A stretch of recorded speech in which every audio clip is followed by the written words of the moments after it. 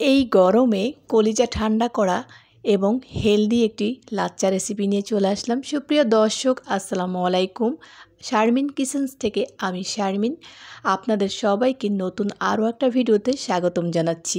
ভিডিওটি ভালো লাগলে লাইক, ফলো, শেয়ার করতে ভুলবেন না এবং চ্যানেলটি সাবস্ক্রাইব করে পাশে থাকুন। যারা ফেসবুক থেকে দেখছেন তারা পেজটি ফলো দিয়ে রাখুন।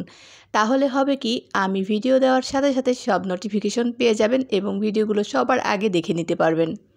আমি আজকে আপনাদেরকে টক দই দিয়ে একটি লাচ্ছি রেসিপি তৈরি করে দেখাবো।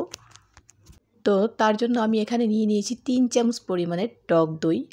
টক দইটা অবশ্যই আপনি আপনাদের পরিমাণ অনুযায়ী দেবেন। আমি এখানে 4 গ্লাস পরিমাণ বানাবো লাচ্চাটা, তো সেই অনুযায়ী আমি এখানে টক দই নিয়েছি। আপনারা আপনাদের পরিমাণ অনুযায়ী দিতে পারেন। আর চিনিটা আপনাদের টেস্ট অনুযায়ী দেবেন। মিষ্টি বেশি খেলে অবশ্যই চিনির পরিমাণটা বাড়িয়ে দিতে হবে। আর আমি এখানে 8 চামচ চিনি ব্যবহার করব। যেহেতু আমি 4 গ্লাস লাচ্ছি বানাবো, তো 8 চামচ চিনি দেব। আপনারা চাইলে এখানে কিন্তু 0 ক্যাল ব্যবহার করতে পারেন। যারা চিনি খেতে চান না তারা 0 ক্যালটা দিয়ে দিতে পারেন। সেক্ষেত্রে 3 থেকে 4টা 0 ক্যাল দিলেই হয়ে যাবে।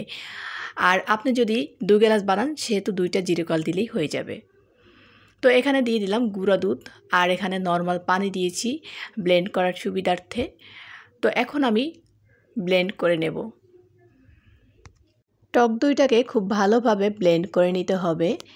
এরকম ফেনা চলে আসবে। তো দেখেন অনেকটা ফেনা চলে এসেছে উপরে।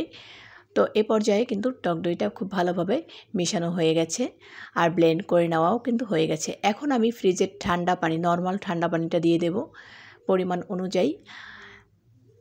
তো দিয়ে খুব ভালোভাবে একটা চামচ দিয়ে মিশিয়ে নিচ্ছি পানিটাকে।